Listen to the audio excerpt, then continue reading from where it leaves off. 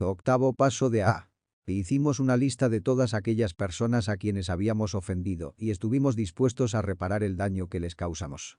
El octavo y el noveno paso tienen que ver con las relaciones personales. Primero, le echábamos una mirada a nuestro pasado e intentamos descubrir en dónde hicimos algún mal. Segundo, hacemos un enérgico esfuerzo para reparar el daño que hemos causado. Y tercero, habiendo limpiado así los escombros del pasado, nos ponemos a considerar cómo trabar, con nuestro recién adquirido conocimiento de nosotros mismos, las mejores relaciones posibles con todos los seres humanos que conozcamos. Menuda tarea. Tal vez la podemos hacer con creciente destreza, sin jamás acabarla. Aprender a vivir con un máximo de paz, cooperación y compañerismo con todo hombre y mujer, sean quienes sean, es una aventura conmovedora y fascinante. Cada miembro de A. Se ha dado cuenta de que no puede hacer casi ningún progreso en esta aventura hasta que no se vuelva atrás para repasar, minuciosa y despiadadamente, los desechos humanos que ha dejado en su trayectoria. Hasta cierto grado, ya lo ha hecho al hacer su inventario moral, pero ahora ha llegado el momento de redoblar sus esfuerzos para ver a cuántas personas ha lastimado y de qué manera. El volver a abrir estas heridas emocionales, algunas viejas, otras tal vez olvidadas, y otras más todavía supurando dolorosamente, podrá parecernos al principio una intervención quirúrgica innecesaria e inútil. Pero si se comienza con buena voluntad, las grandes ventajas de hacerlo se manifestarán con tal rapidez que el dolor se irá atenuando conforme se vaya desvaneciendo un obstáculo tras otro. No obstante, estos obstáculos son, sin duda, realidades. El primero, y uno de los más difíciles de superar, tiene que ver con el perdón. En cuanto empezamos a pensar en una relación corta o retorcida con otra persona, nos ponemos emocionalmente al defensiva. Para evitar mirar los daños que hemos causado a otra persona, nos enfocamos con resentimiento en el mal que nos ha hecho. Nos resulta aún más fácil hacerlo si, en realidad, esta persona no siempre se ha comportado bien. Triunfantes, nos aferramos a su mala conducta, convirtiéndola en el pretexto ideal para minimizar o ignorar nuestra propia mala conducta. En este preciso instante tenemos que echar el freno. No tiene mucho sentido que seamos nosotros quienes tiremos la primera piedra. Recordemos que los alcohólicos no son los únicos aquejados de emociones enfermas. Además, por lo general, es un hecho innegable que nuestro comportamiento cuando bebíamos ha agravado los defectos de otras personas. Repetidamente hemos agotado la paciencia de nuestros más íntimos amigos y hemos despertado lo peor en aquellos que nunca nos tenían en muy alta estima. En muchos casos, estamos en realidad tratando con compañeros de sufrimiento, gente cuyos dolores hemos aumentado. Si ahora nos encontramos a punto de pedir el perdón para nosotros mismos, ¿por qué no empezar perdonándolos a todos ellos? Al hacer la lista de las personas a quienes hemos ofendido, la mayoría de nosotros nos tropezamos con otro obstáculo sólido. Sufrimos un tremendo impacto cuando nos dimos cuenta de que nos estábamos preparando para admitir nuestra mala conducta cara a cara ante aquellos a quienes habíamos perjudicado. Ya nos habíamos sentido suficientemente avergonzados cuando en confianza habíamos admitido estas cosas ante Dios, ante nosotros mismos y ante otro ser humano. Pero la idea de ir a visitar o incluso escribir a la gente afecta nos abrumaba, sobre todo al recordar el mal concepto que tenían de nosotros la mayoría de estas personas. También había casos en los que habíamos perjudicado a otras personas que seguían viviendo tan felices sin tener la menor idea del daño que les habíamos causado. ¿Por qué, protestamos, no decir lo pasado, pasado? ¿Por qué tenemos que ponernos a pensar en esa gente? Estas eran algunas de las formas en las que el temor conspiraba con el orgullo para impedir que hiciéramos una lista de todas las personas que habíamos perjudicado. Algunos de nosotros nos encontramos con otro obstáculo muy distinto. Nos aferrábamos a la idea de que los únicos perjudicados por nuestra forma de beber éramos nosotros. Nuestras familias no se vieron perjudicadas porque siempre pagamos las cuentas y casi nunca bebíamos en casa. Nuestros compañeros de trabajo no se vieron perjudicados porque solíamos presentarnos a trabajar. Nuestras reputaciones no se vieron perjudicadas porque estábamos seguros de que muy poca gente se había fijado en nuestros excesos con la bebida.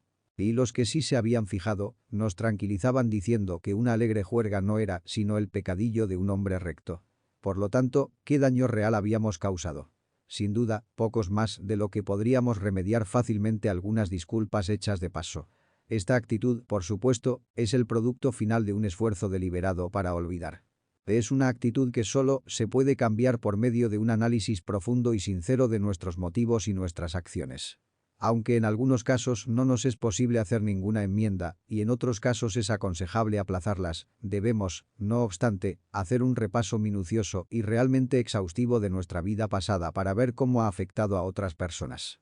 En muchos casos veremos que, aunque el daño causado a otros no ha sido muy serio, el daño emocional que nos hemos hecho a nosotros mismos ha sido enorme. Los conflictos emocionales, muy profundos y a veces totalmente olvidados, persisten de forma desapercibida en el subconsciente. De estos conflictos, al originarse, puede que hayan retorcido nuestras emociones tan violentamente que, desde entonces, han dejado manchadas nuestras personalidades y han trastornado nuestras vidas. Aunque el propósito de hacer enmiendas a otros es de suma importancia, es igualmente necesario que saquemos del repaso de nuestras relaciones personales la más detallada información posible acerca de nosotros mismos y de nuestras dificultades fundamentales. Ya que las relaciones defectuosas con otros seres humanos casi siempre han sido la causa inmediata de nuestros sufrimientos, incluyendo nuestro alcoholismo, no hay otro campo de investigación que pueda ofrecernos recompensas más gratificadoras y valiosas que este. Una reflexión seria y serena sobre nuestras relaciones personales puede ampliar nuestra capacidad de comprendernos.